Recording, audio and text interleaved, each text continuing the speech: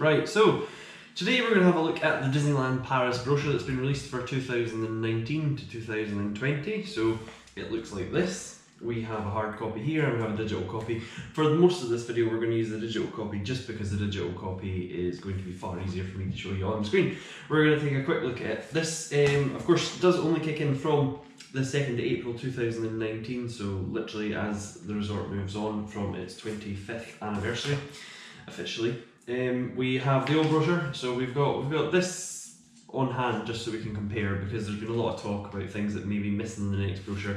They give us some indication of what's happening with some of the refurbs happening at Walt Disney Studios and what might be coming to Disneyland Paris. The first thing that we kind of have to touch on is there are maps always in the inside cover of the brochures, and it is very apparent very quickly that the map in the brand new brochure, I don't have digital footage of this, so I won't be able to show anybody if you're watching this on one of our videos. If you're listening along on the podcast, then you'll have absolutely no idea what I'm talking about right now. But there are maps inside the front page of the brochure, and what is very telling initially, there are lots of little changes. However, the first big thing in it is that the Rock and Roller Coaster is missing from the Walt Disney Studios park, and that's caused an awful lot of people to speculate on social media that tells us that we are going to be looking at the changes to the new Marvel land that's being built in Walt Disney Studios a lot quicker than previously anticipated, and obviously speculation runs rife. So what we're going to do is I'm going to go through the digital recording and I'm going to put this up, so it's going to be on Facebook and YouTube, and you'll be able to watch it there. You'll be able to watch little segments out on Twitter, and if you're following on the podcast, I'll try and explain absolutely everything that we're seeing here today. So Disneyland Paris, of course, is leaving its 25th anniversary and is going to a year of several celebrations. So we've got obviously quite a lot coming up, and we'll cover it through the brochure run. So it's first of all where the most magical stories come to life. Explore to Disney parks where 50 amazing attractions, spectacular shows, dazzling praise, unforgettable actor encounters and stunning seasons bring Disney stories old and new to life before your very eyes. And for your story, make it a fairy tale by staying in one of our magical Disney hotels, a blissful Disney nature resort, or a specially hand-picked partner hotel. And it doesn't end there. You can spend your evenings in the Disney Village, tuck it in Disneylicious, dining, over 50 themed restaurants and more. What's quite interesting is they say we're over 50 amazing attractions, which tells us there's always going to be something out, because there are 58 attractions in Disneyland Paris. So we are going to skip on, and the first thing that it advertises in the new brochure is the new Lion King and Jungle Festival. I'm not sure why they didn't call it the Jungle Book Festival, no idea. It seems like we stopped very prematurely there, it doesn't read properly in English now. The graphic that has been shown seems to be more of the West End show, and certainly seems more of that vein than kind of Festival of Lion King, which is what I expected to kind of be seen in Disneyland Paris, given that they're doing up the theatre for it. I thought we'd see something more in line, not theatre in the round, but theatre certainly with the Lion King and the Festival of the Lion King, rather than us looking at the Lion King as the West End or Broadway version of it, which is a different way, I suppose, that they're going to look at it. But you know, Disneyland Paris can do what they want. We've obviously got some floats that were previously in Disneyland Paris from the Lion King and the Jungle Book, and obviously they are excited to be pushing that onto absolutely everybody. So it's going to be a bouncing festival, lots of fun. It's going to be carnivals and adventure, you go bananas for the Lion King Jungle Festival, all new swing, all new dancing season from Disneyland Park from July to September. It's not a very long season, if I'm honest. It's a very quick season, but it's what there is. And then we have the next advert, which is the Marvel Season of Superheroes. It's not the Summer of Superheroes, because it's not going to be during summer. And this is the first kind of picture that it's giving us here, if you're listening along, is a picture of Iron Man hovering on the Marvel Superheroes United show. Indication that obviously it's coming back. There's heroic encounters, and there is the Guardians of the Galaxy dance-off party. So we can safely say all those things will be coming back to Disneyland Paris. Again, from the 23rd of March to the 16th of June, the Walt Disney Studios Park. You can meet lots of people, blah blah blah. It's again a very short season. We seem to be in this very short season system, but of course it gives you more reasons to keep going back. And certainly I think they're targeting more the sort of day visitor, the frequent visitor that can continually go back and experience new seasons, or of course appealing to those people who like those very small seasons but they have no time other than the present to get there to see it. So we're going to choose we then have a look at some of the rides that are available in Disneyland Paris, and it tells us kind of what's available. It's not something that particularly anybody who's been to Disneyland Paris is going to be shocked by, and there's not much that we can pick up from it. However, it does tell us some things like the Phantom Manor, Discover the Ghost of this mansion, Bride Who Haunts It. That was obviously the same old story, and obviously it's being refurbished just now, and it's due to open very, very soon. So we're going to find out what the changes are there, but obviously it being in the brochure means that by April 2019 we can expect it certainly to be open. It's also got random Twitter and TripAdvisor reviews of Disneyland Paris, which I think is quite odd because obviously everybody knows they've been copied there. But that is throughout it. A top tip on page 9 is that Fast Pass and Single Rider help you cut down the queuing times at some of those popular attractions. Obviously, anybody who knows that our website, dlrpr.com, has live wait times and has ride stats that will tell you the best time to go on any ride. So, sure, you can use Fast Pass, and you could probably use the new Fast Pass Access 1 premium system, but you could just be a dlrpr.com user and you would already know the best times to visit these things. There is a mention already on the brochure of Star Wars Hyperspace Mountain, which tells us that it's going nowhere before 2020. Not that I don't think anybody expected it to, but we kind of knew that it wasn't. We can basically infer from this that until the 1st of April 2020 as well, Disney Illuminations is staying because it's now in the brochure. It has no caveat saying that it isn't going to be daily, so I don't see why it wouldn't be. There was some speculation that it might go to being a weekend only show and might only be on the Saturday or the Sunday, and from the brochure it certainly doesn't seem that way, so we are going to stick with it. We have the Disney Stars on parade, so the parade continues in the same vein it always has, and then of course we have another TripAdvisor review that's been thrown in there that you obviously wouldn't expect to see. The Lion King and Jungle Festival, I really want to call it the Jungle Book Festival, but anyway, bounce along to It's All Singing, All Dancing, season vibrant shows dedicated to famous jungle stories. There's not much information there to go on. I mean, if you were booking on that basis, I'm not sure you would.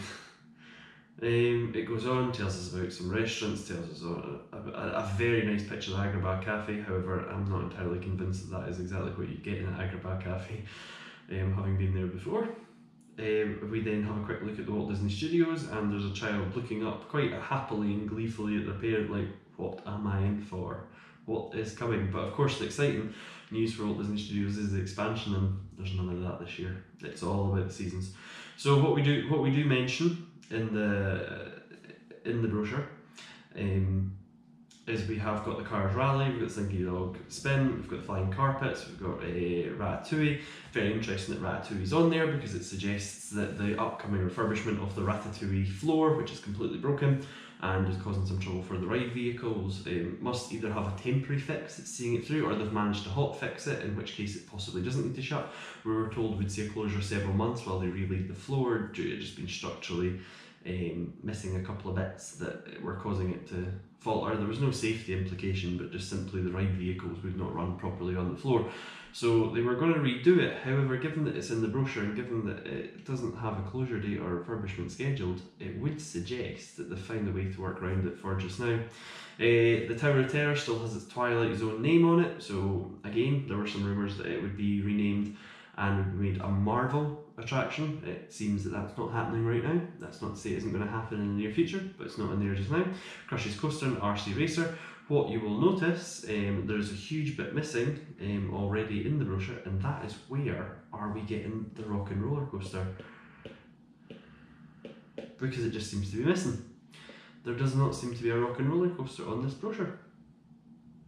So does that mean it's getting closed for its refurbishment? I think so. It's our second hint inside the brochure so far. There's a picture of Ratatouille, there's a couple of pictures of different rides. It's a very sunny day in the Walt Disney Studios in these. And again, it tells us about Fast Pass and Single Rider, as though anybody wouldn't know about Fast Pass and Single Rider. And of course, as I say again, everybody who visits our website already knows all the hints and tips, already knows when to get there and be at the best time for the queue. Mickey and the Magician returns, which is it doesn't return, it's actually always been there. It is a fantastic show that has been stolen and taken across to Walt Disney World. Of course, we want to share these things. It is a fantastic show, and it does kind of go through some cool Disney classics. It's one of the better shows that Disneyland Paris have put on. And then, of course, we have the Marvel Superheroes United, which tells us that there's definitely going to be a return of that show. It struggled a little bit during this year. A lot of people commented that not all the shows were the same, and that there were certainly some issues that could have been resolved. However, we shall see what it brings. We shall see what this year brings. Maybe they'll tart it up a bit. Maybe they'll get some of the technology working a little bit better. Who knows? We've got confirmation of the Stark Expo, and that is where Loki and Thor have a little bit of ding dong, and that has been confirmed in the brochure on page 17. We're always going to be excited by that.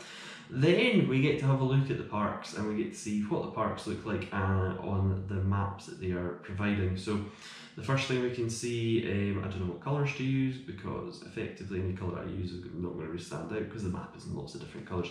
The first one we've got is the Chaparral Theatre is back in there, and it's looking bigger than ever, and if I'm right in the brochure it's now facing the other way, which we always kind of knew because it's been undergoing heavy refurbishment, and it's getting ready to host shows this year, which is good for it to return because it's massively underused. And I think the last use of it was the Frozen show that, you know, which was a fantastic show but didn't particularly fit in the corner of Frontierland or anywhere near the Cotton Creek Ranch. Other things of note in the Disneyland map is for walking up Main Street, it looks fairly play, everything looks okay. If we go into Discoveryland, we're certainly seeing all the attractions seem to be there. There seem to be no real issues. Everything seems to be fully open, and they're advertising the quick path to Fantasyland, which has been shut for the majority of 2018.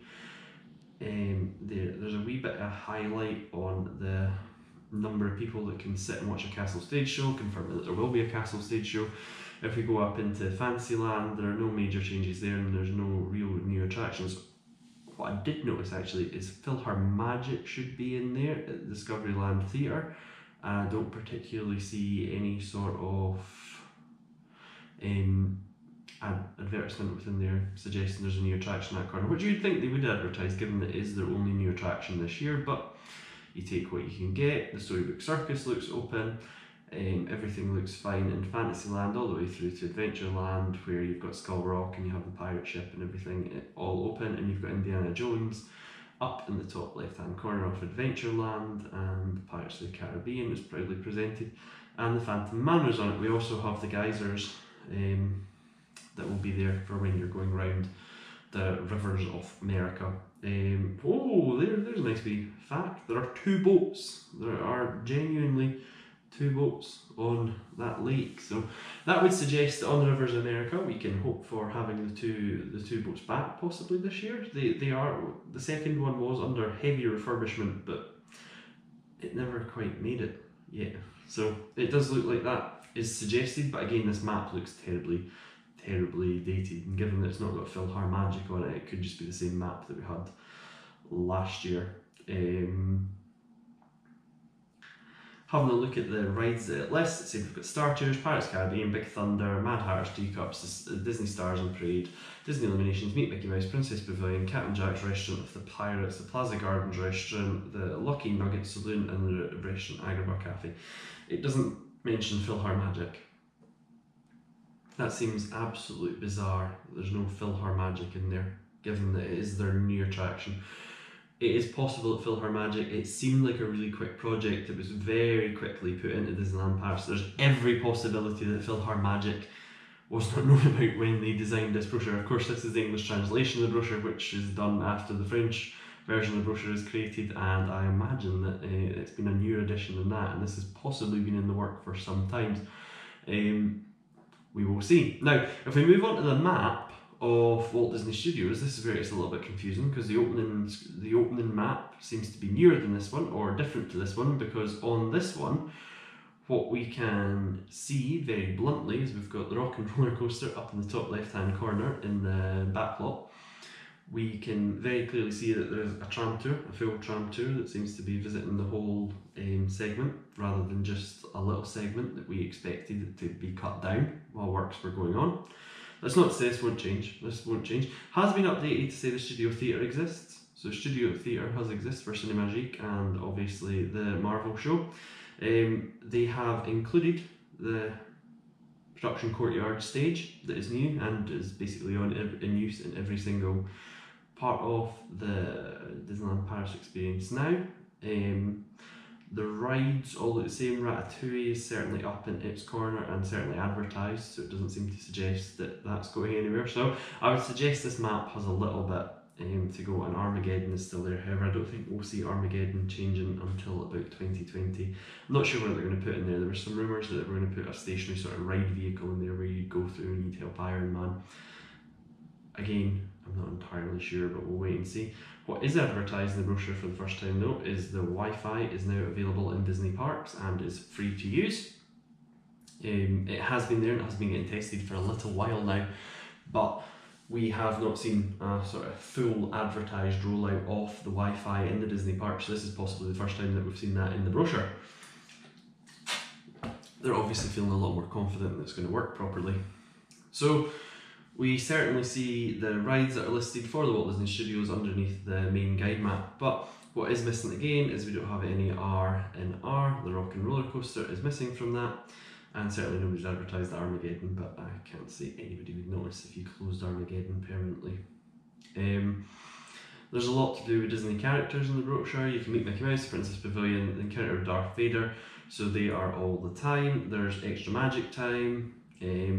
Magic never stops, Disney characters are all meal times available, and then on the right hand side it tells us we can get the photo pass for the very specific price of £65 and 8 pence.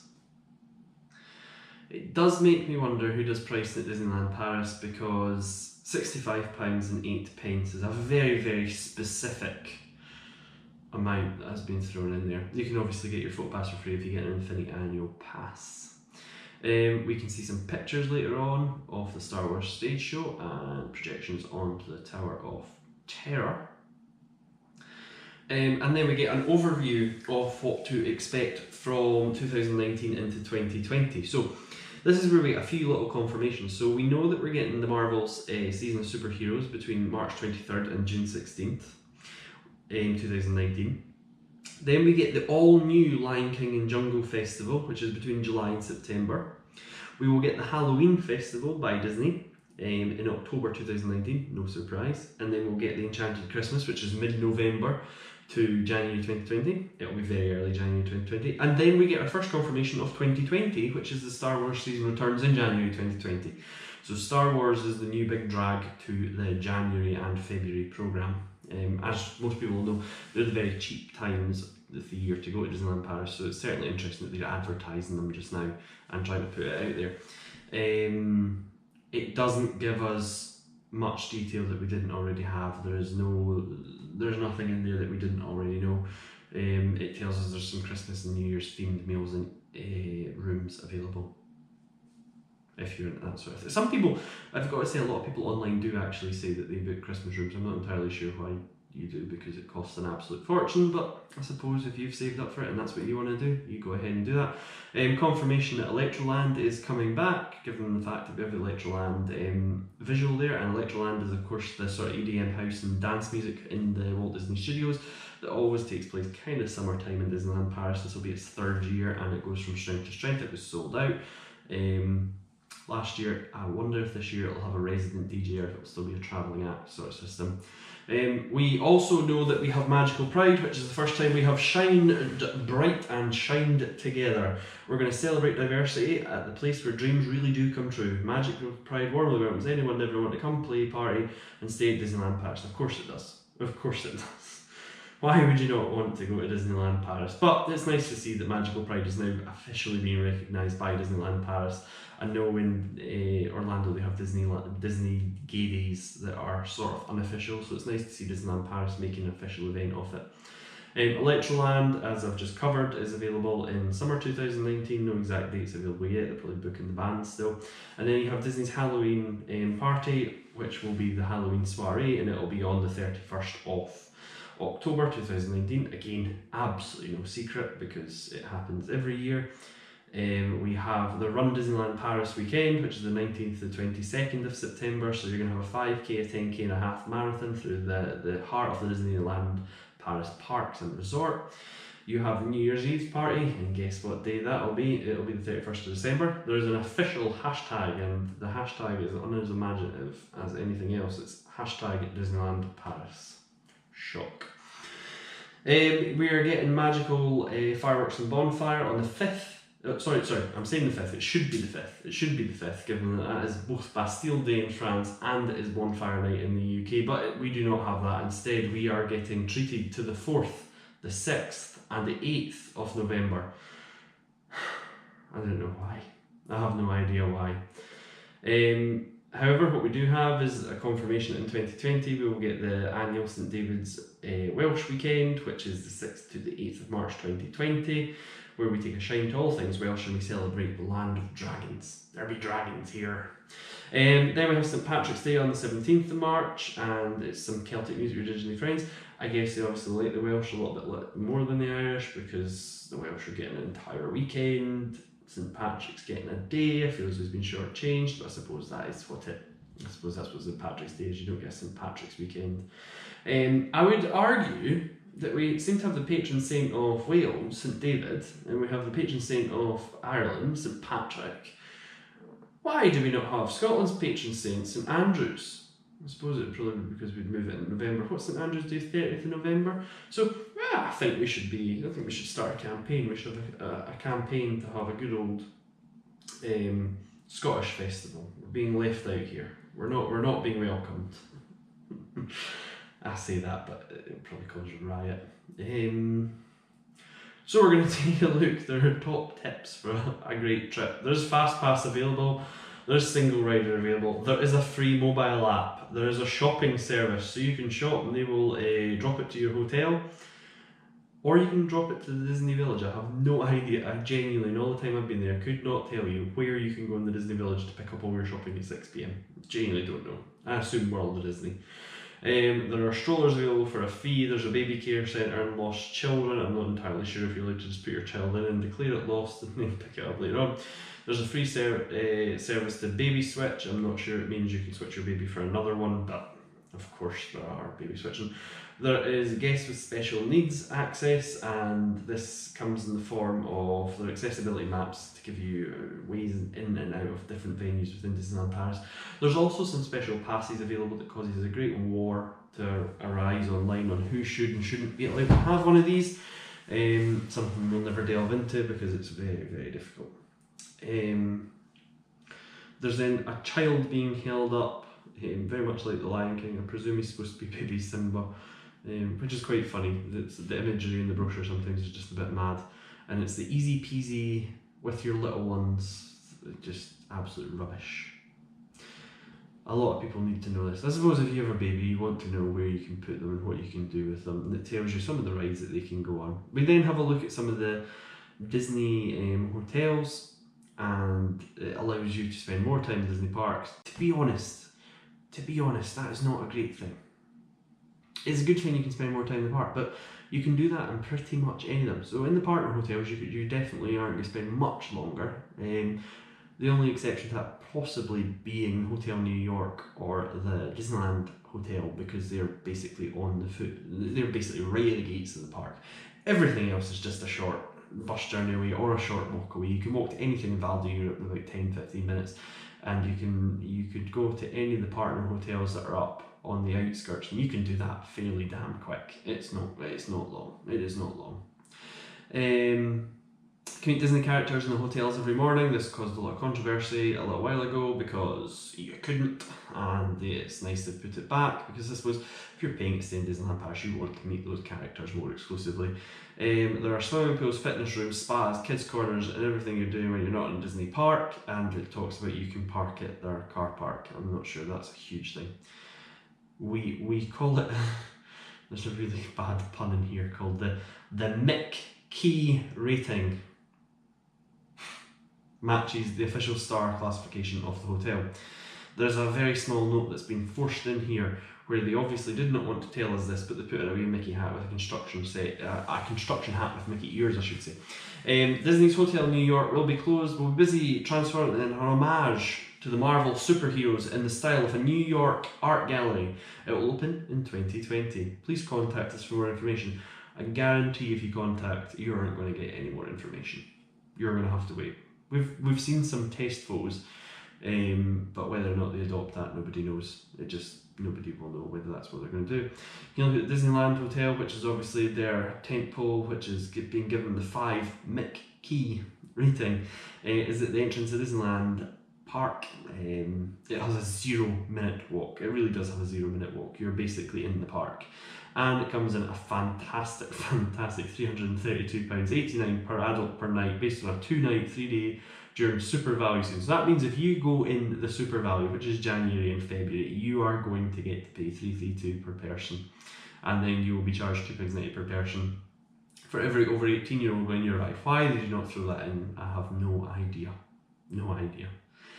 And if you're staying at Christmas, you can add on, this was the Christmas theme thing we spoke about, you can add on for £259 your Christmas festivities.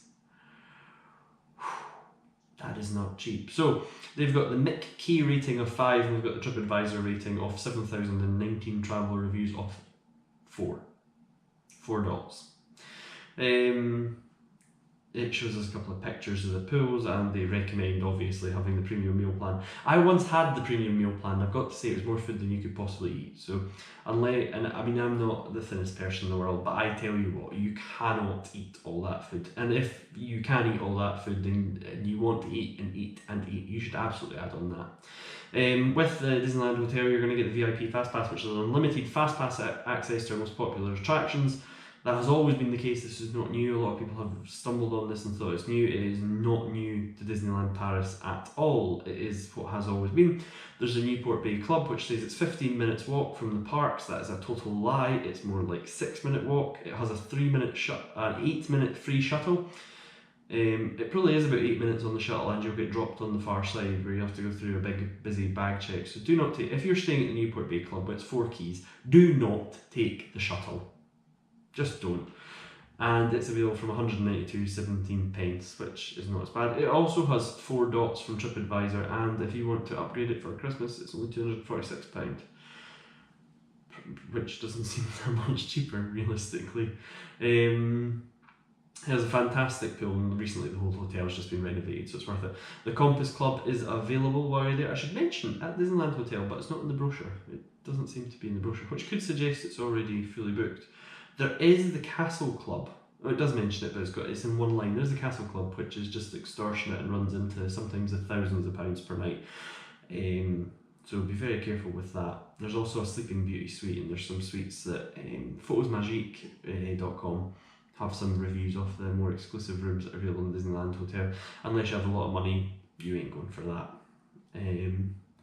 We can see the Compass Club available at Disney's Newport Bay. And basically it's going to give you a hotel fast pass for an extra one for each day, and if you stay in a suite you can get unlimited fast pass access. You're also going to get a bathrobe and slippers. How cute. And again, all been renovated, and it's saying 4 dots from TripAdvisor based on 5,000 reviews, so to be honest you're saving a lot of money for a hotel that's rated the same. I reckon it has suddenly been upgraded in Disney, and the fact that it was refurbed and it's a massive hotel, it is one of their largest hotels on site. The reason it's been so pushed and put up a little bit is probably because the Hotel New York is unavailable, because that would have been the next. If you tiered them, you'd have Disneyland Hotel, then you'd have the Hotel New York, which we're not going to cover because it is closed.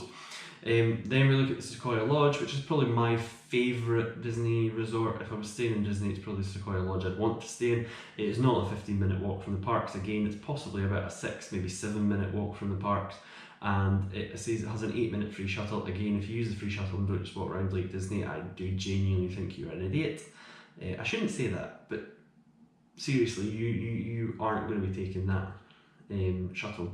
I have no idea why they even run it. It has 10,000 ratings, which probably, the Sequoia Lodge can be hard to get into sometimes, because I think everybody kind of sees the Sequoia Lodge as a great trade-off between value and quality in a hotel. It has upgraded rooms, it has a pool, but it is connected with an outside pool, and it's very, very cold when you get in it, and it has a hot tub that you can go into. But the problem I always find is when you go in the hot tub, you have to exit via the cold pool. They need to solve that, because that is ridiculous. But they also have the Golden Forest Club. Everything's a club now.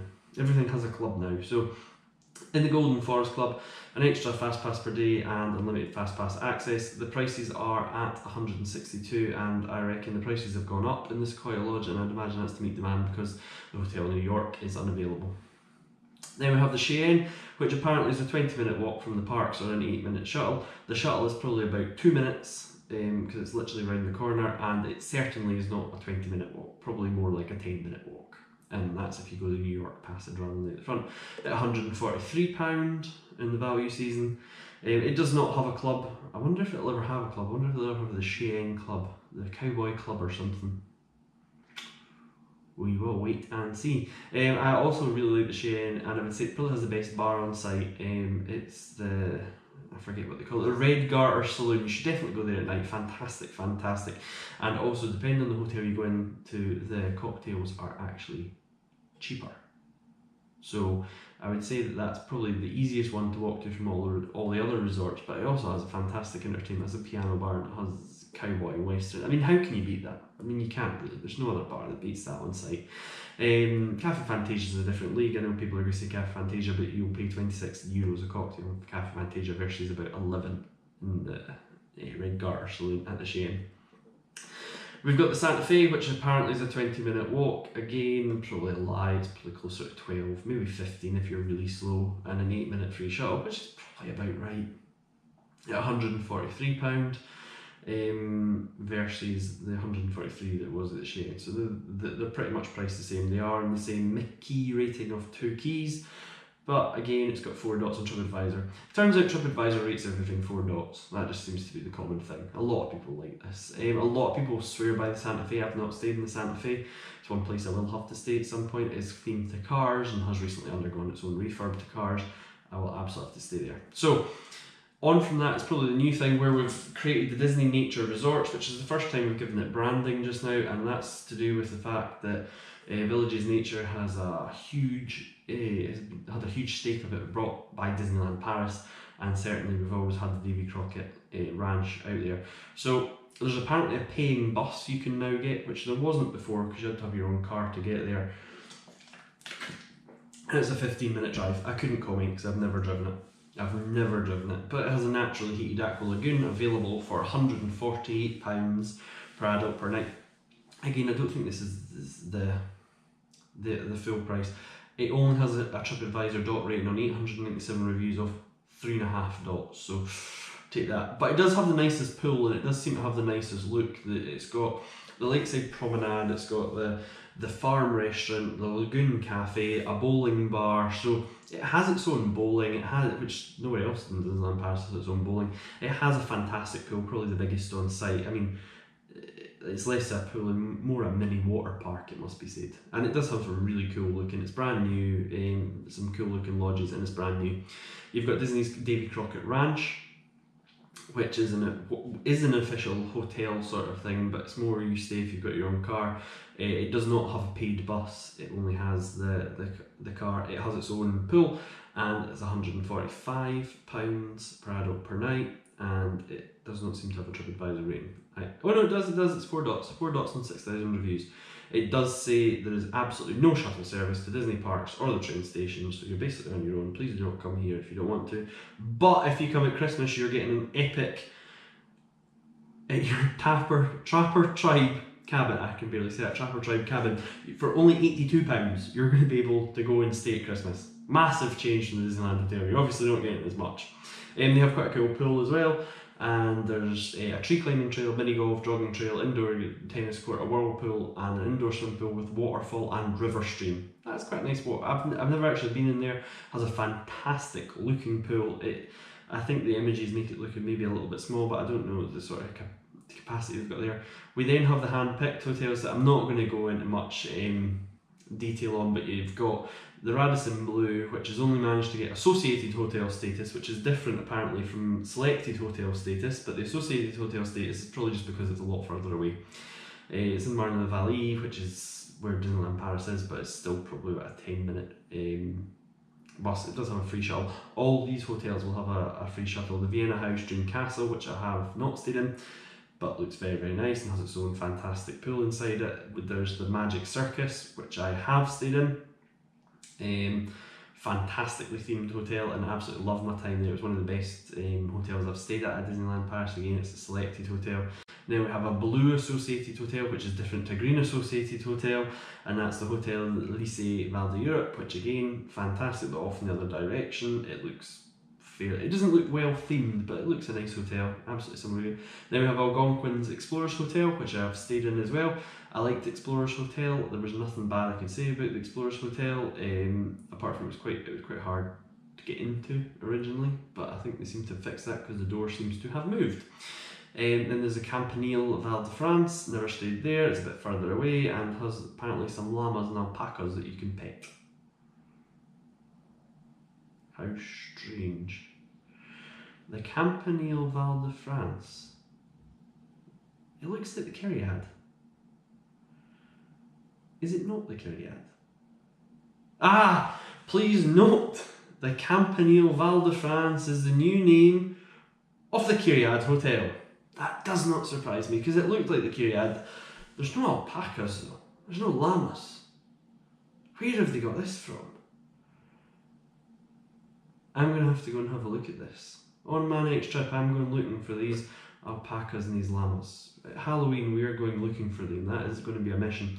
There's Adagio in Marne-la-Vallée in Val d'Europe, and there's the B&B Hotel, which there are some fantastic reviews, but is quite frankly just a bed and breakfast. There's nothing value added there, and it's always the cheapest, and it's down at £124 per adult per night. Again, I think you can actually get it cheaper. I've seen it cheaper on Trivago. Some information. If you stay in a Disney hotel or a Disney nature resort, you can enter the parks before the official time by using Disney Magic Hours. Wow. There's a fantastic grid that tells you all you need to know, and then we come on to when you want to go for your stay. So they're currently taking bookings all the way up till September 2020, which is actually further in advance than they normally take bookings, so I'm quite impressed by Disneyland Paris. One of the biggest problems though is you sometimes struggle to book because they block everything up. What I would say is the super value season is of course the best time to go, because if you can go in the super value season, you are going to have a fantastic time, because it's very, very cheap for what you get, and a lot. Disneyland Paris don't pull a lot out, apart from kind of the first week into the second week in January. There's not a lot, so there's huge amounts of super value available in February, huge amounts of super value available in March. I've never seen super value extend into March as far as it has there. And you should certainly take advantage of it if you can. There's also, according to this, there's a super value section in December. The first 2 weeks in December 2019 is super value. Again, fantastic time to be there for Christmas. If you can get November, December and a super value package, well, that is good. Super value is the best time to go if you're looking to save.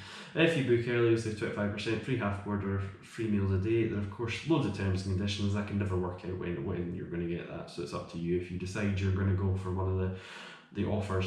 What I would say is if you're not getting an offer, you're not going to super value season, you're probably booking the wrong thing. So have a look about and have a look on the different Disneyland Paris websites, because there's slight variations in pricing between the UK, the French, the German. There's loads of variations in pricing, and you have access all the time to Google Translate. So certainly, if you're going to book in a Disneyland Paris hotel and you're going to book direct, please look at page 71 of the brochure. Please look at the grid that is available there, because if you look at that grid, you are going to manage to get yourself a much, much, much better deal. There's free half board offer available in select hotels, and there's 25% off, including free half board. So why you'd not like to do it, I don't know. You're getting your food included there. It makes a lot of sense.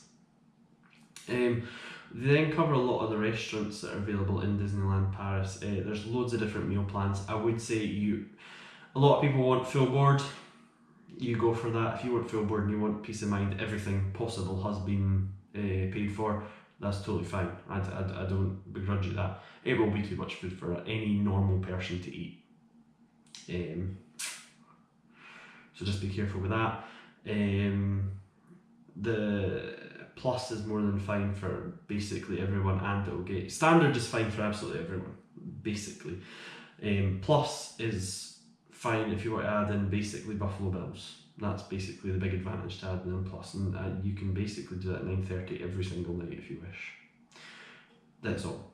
It's only on 3 times a week. And then there's premium. No, it's not. It's not on. What days is it not? It's either, I don't think it's on Wednesday, Thursday. There's 2 days that it's not on, but I can't remember them. And then you can go for the premium. You can do absolutely everything in every single restaurant, and it's just a bit bizarre. Big changes that are in here that we can see is Colonel Hathis Pizza Outpost has suddenly been listed as a character event. A character event. It's never been one before, so it is one now. That's an interesting change, but there was no character restaurants up in that corner, so it makes some sense actually that they've done that, because that is a part of the park that doesn't have a character meat, and it's got a huge capacity, that restaurant actually. Although it was one of the only places you could get lasagna, and I always quite liked going for the lasagna up there because it was a bit different to burgers and chips and chicken nuggets and chips. What you want. You can dine with Disney characters, you can dine with Disney princesses, or you can book Christmas Eve or New Year. I like that they've got prices for absolutely everything apart from Christmas and New Year, because the truth is it'll be sitting in the hundreds of euros. It's not a cheap time to go there. There's the Buffalo Bills Wild West show with a very, very specific pricing. Again, somebody has very specifically priced everything this year. There is no rounding on absolutely anything in this.